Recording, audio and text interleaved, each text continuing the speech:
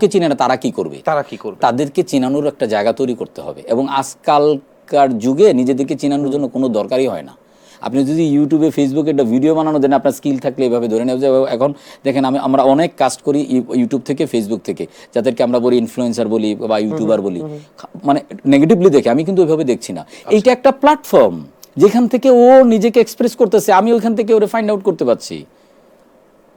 খুব easy. Very true, তাই না? Very true. আচ্ছা, আপনার দেখা বেস্ট এই যুগের, যদি আমি 2000 থেকে ধরি, 2000 থেকে এই পর্যন্ত আপনার সবচেয়ে প্রিয় 3টা বা 4টা মুভির নাম, সিনেমা। আমার ballad of a soldier, okay, আর a short film about killing, আর এত মুভি দেখছি মনে করাটা টাফ। হ্যাঁ, মনে করাটা টাফ। আমার সেপারেশন, এটাও আমার খুব পছন্দের, মানে ইরানি মুভির মধ্যে। আর চিলড্রেন অফ হেভেন, অনেক আছে, যেহেতু 4টা বা বললেন। আচ্ছা, এগুলা ওকে, গ্রেট। শেষ প্রশ্নটা করি। 3টা নাটকের নাম বলবো। একটা হচ্ছে বহুব্রীহি, আর একটা হচ্ছে সংসপ্তক, আর একটা হচ্ছে কোথাও কেউ নেই। কোথাও কেউ নেই। আপনি কোথাও কেউ না বললেও আমি বলতাম কোথাও কেউ নেই বলতেন। এই 3টা নাটকে কোন কোন চরিত্রগুলো সারাফ আহমেদ জীবন করতে পারতো, বা করতে পারলে ধন্য হতো, বা নিজেকে উজাড় করে দিয়ে করতো? আমার মনে হয় যে এই ফরিদি ভাইয়ের ওই চরিত্রটা কোনটাতে ছিল, কানকাটা রমজান, সংসপ্তক।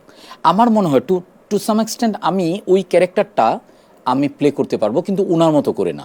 কারণ আমি জানি না, মানে এখনকার সময়ে ওনার অনেক ক্লিপিংস দেখে মনে হয় যে এটা এরকম না এরকম হতে পারতো। যাই হোক, আল্লাহ মাফ করুক বা মাফ করে দেন, এটা ওইভাবে বলি না। এটা যে ওই চরিত্রটা আমি অন্যভাবে প্লে করতে পারবো আমার মনে হয়। আচ্ছা, আর কোথাও কেউ নেই যদি আমি করি, তাহলে তো একটা চরিত্র আমি মনে হয় বাকের ভাইয়ের চরিত্রটা করতে পারবো।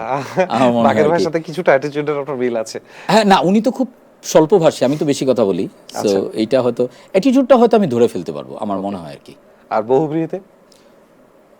বহুব্রীহির কথা না আমার মনে নাই। ওই যে মামা ছিলেন আলী জাকের সাহেব। হ্যাঁ, জাকের আঙ্কেল, যে হ্যাঁ, জাকের আঙ্কেলটা আফজাল শরীফ ছিলেন কাদেরের রোল। হ্যাঁ।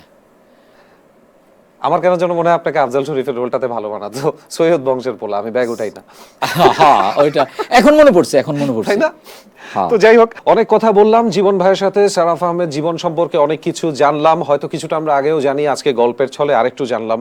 তবে আরো 1টা মিনিটের সময় আমি তাকে দিতে চাই। যদি জীবন ভাই আপনার অডিয়েন্সকে, যারা আপনাকে দেখে, যারা আপনাকে নিয়ে আলোচনা করে, শুধু তারা না, যারা আপনার সমালোচনা করে, তারাও কিন্তু আপনাকে দেখে আপনার সমালোচনা করে।